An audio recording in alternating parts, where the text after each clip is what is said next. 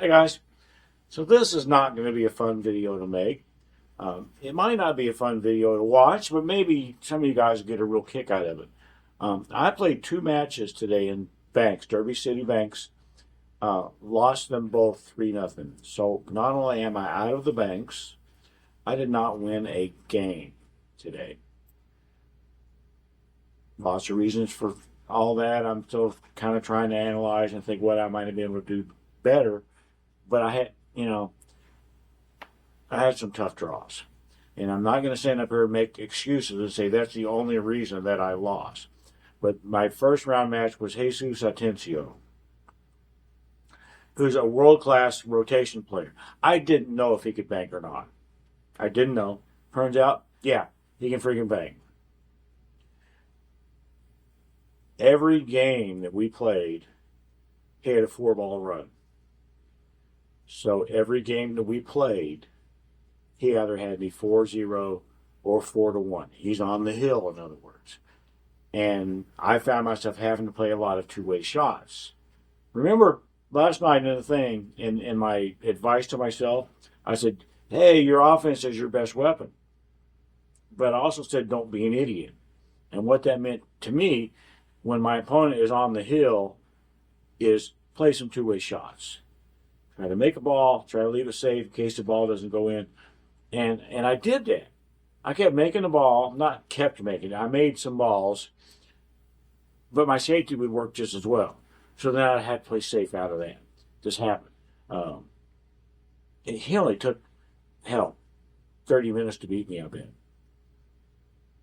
And we didn't really mess around. He, like I said, he'd do his run of 4, and then it would be kind of, a safety battle, a two-way shot battle from that point on.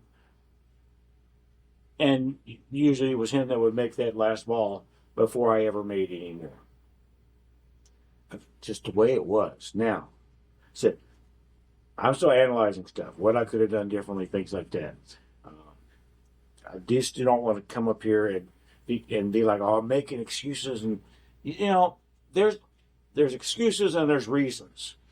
And sometimes somebody can say a reason that something happened or didn't happen, and somebody else go, oh, he's just making excuses. No, if an excuse is valid, then it becomes a reason. As far as I'm concerned. Our match was at 11:15 a.m. Pool players are not typically morning people. I was not ready to play. I was not prepared. I didn't think I would play until like 1 p.m. at the earliest. So I just flat out wasn't ready. I wasn't loosened. My brain wasn't loosened, whatever. I wasn't in the mood or in the mode of playing pool. I basically showed up at the casino, looked at things, and by God, it is 11:15 a.m. that I have to play.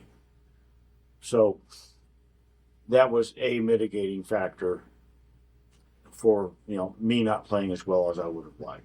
The other one was flat out, Jesus played really well against me. He shot really well against me. He didn't really have to play any bank pool against me because he always had that 4-1 or 4-0 lead on me. So he could just wait for me to eventually make a mistake, and he could make that ball. And that's what happened. That's exactly what happened. So that was my loss. I hate losing the very first match. Of course, there's no shame in losing to Jesus Atencio. Even though I didn't know if he could bank, turns out he can bank, and he's such a straight shooter that he would have figured out banking pretty quickly, even if he didn't already know how to do it. And he does know how to do it. So, okay. So 11:15 a.m. and maybe by 11:45 we're done. And then I sit around. At about 6:30 p.m., me and my friend Tony Chohan were sitting out there. There's a place with the machines where you can smoke it. It's a smoking area. So we're there, and we're just bullshitting. And I look at my phone and say, hey, there's the draw. They did the draw for round 2 of the Banks. So he picks up his phone and looks, and I have to scroll all the way to S. He only has to scroll to C, so he saw it first. We played each other. Round 2, we play each other. I think those the pretty slim odds on that happening, but it does happen. Things like that have happened before. I'm gonna tell you what. Tony gave me opportunities. I had a lot of opportunities playing Tony to win at least a game, maybe two, possibly even maybe win the match. But I really kind of feel like had I even won one game, Tony would have maybe bore down a little bit. I don't think he was taking it easy on me. I really don't. I don't think he's that kind of a person. It's a competition. But what I think was he didn't have any fear of me. He'd already seen me miss enough shots that he didn't really have any fear. I think if I'd won a game, I had a good chance to win our second game. After he won the first one, I had a good chance to win the second one. But I didn't. I missed a lot of makeable shots against Tony, and that second game I did as well. I think had I won that game and all of a sudden we're tied 1-1, I might not have gotten to the table ever again. Because he might have just ran. Tony is a legitimate contender for Derby City Master of the table. And last year I think he was in a second or third place in Master of the Table. He is a legitimate contender for that. There's absolutely zero shame in losing to Tony either. I really would have liked to have done better against him because I had opportunities. Where when I played Jesus, I did not have the opportunities. Unless I wanted to be an idiot, which I'd already advised myself, don't be an idiot. With Tony, it wasn't be an idiot shot. It was, this is an easy shot, Dave. You shoot it, you get shaped here. You shoot this, you get shaped down table. But then I would miss the first shot, or miss the second shot. I'd miss an easy shot. I didn't even have to shoot very many hard shots. I still missed and I still lost 3-0. Obviously, very disappointed that I've now gone 2-0 in Derby City Banks. It's been a long time since I've gone 2-0 in Derby City Banks. I've done it in one pocket. Probably most years in one pocket, I've probably gone 2-0. But in banks, it's been several years since I did it. And back then, it was because I shot really, horribly. Today, you might say I shot really horribly. I don't feel like I shot bad against Jesus. I feel like I didn't have a real chance against him. I do feel like I guess I would have to say I shot badly against Tony, but it was different than, I didn't play bad against Tony. I would just miss a shot. If that makes any sense, then maybe it only makes sense to me. I'm really not sure. One of the things that was, to me, was funny is that before Tony and I play our match, I'm over watching, the previous match on that table. The two guys that were playing, one of them is one of my YouTube subscribers. So, hi, guy. I don't know which one you are as far as the names go, because you haven't told me your name yet. Maybe you'll tell me tomorrow or something. But so I'm watching them play, and I kind of wanted to see if the table's doing anything weird or whatever. But I look over, and like the world's hottest girl is pulled up a chair and is sitting right there. And I'm thinking, no, there's no way that I can play pool here with the world's hottest girl sitting there. I was wondering if Tony paid her to sit there or whatever, for our match. Tony always has a big crowd around him all the time, especially when he's playing a match.